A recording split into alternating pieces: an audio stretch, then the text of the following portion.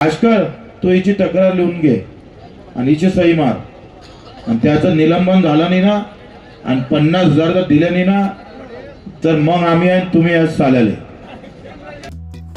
मेळघाटातील आदिवासी बांधवांच्या या प्रश्नांसाठी निघालेल्या बच्चू कडू यांच्या मेळघाट संघर्ष महापदयात्रेमुळे अन्यायग्रस्त कुटुंबाला अखेर न्याय मिळाल्याची घटना बोरुगव्हाण गावात घडली. या घटनेमुळे मेळघाटातील सर्वसामान्यांना आपल्या हक्काचा आवाज मिळाल्याची भावना व्यक्त होते.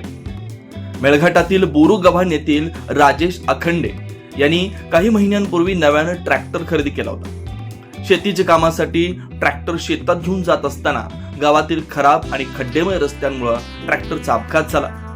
या दुर्दैवी अपघातात राजेश अखंडे यांचा जागीच मृत्यू झाला. कुटुंबासाठी आधार असलेल्या राजेश यांच्या मृत्यूमुळे अखंडे कुटुंबावर दुःखाचा डोंगर कोसळला. अपघातानंतर पंचनामा करण्यासाठी पोलीस घटनास्थळी पोहोचले. त्याने ट्रॅक्टर जप्त केला. मात्र ट्रॅक्टर परत मिळवण्यासाठी राजेश यांच्या कुटुंबियांकडून तब्बल 50,000 रुपयांची मागणी करण्यात आल्याचा आरोप कुटुंबियांनी केला. कुटुंबियांनी मोठ्या कष्टाने रक्कम दिली तरीही त्यांना ट्रॅक्टर मिळाला नाही. त्यामुळे आधीच संकटात सापडलेल्या या कुटुंबाची अडचण आणखी वाढली. या अन्यायाविरोधात अखंडे कुटुंबाने अनेक ठिकाणी मदतीची याचना केली. मात्र कुठूनही त्यांना न्याय मिळाला नाही. अखेर बच्चू कडू यांच्या नेतृत्वात सुरू असलेली मेळघाट संघर्ष महापदयात्रा बोरुगव्हाण गावात पोहोचली असताना राजेश अखंडे यांच्या आईनं ही संपूर्ण घटना बच्चू कडू यांच्या कानावर घातली. ही बाब समजताच बच्चू कडून ती गंभीरतेने घेतली.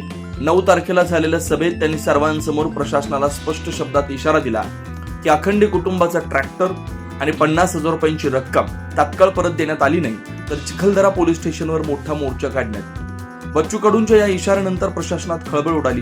अखेर प्रशासनानं तातडीनं कारवाई करत अखंडे कुटुंबाला ट्रॅक्टर परत दिला. घेतलेले 50,000 रुपयांची रक्कम परत केली.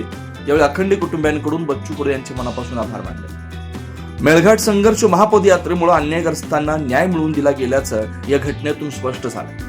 या यात्रेमुळे मेळघाटातील आदिवासी आणि शेतकरी बांधवांना आपल्या हक्कासाठी उभं राहण्याचं बळ मिळत असल्याची चर्चा परिसरात होती. 2 पोरं मरण पावले, 2 पोरं आणि ज्याच्या घरी मरण पावले तिथं पैसे खाणारी औलाद आहे. तुम्ही लक्षात घ्या, आम्ही जे बसलो आहे ना या लोकांसाठी बसलो आहे. तुम्ही त्याला गांभीर्यानं घ्या, लक्षात घ्या. हा टाळ्या वाजवायचा याचा विषय नाही आहे. आणि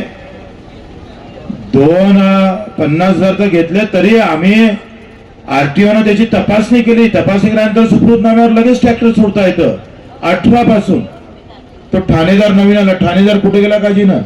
भास्कर तू हिची तक्रार लिहून घे आणि हिची सही मार आणि त्याचं निलंबन झालं नाही ना आणि 50,000 जर दिले नाही ना तर मग आम्ही आणि तुम्ही आज चालले.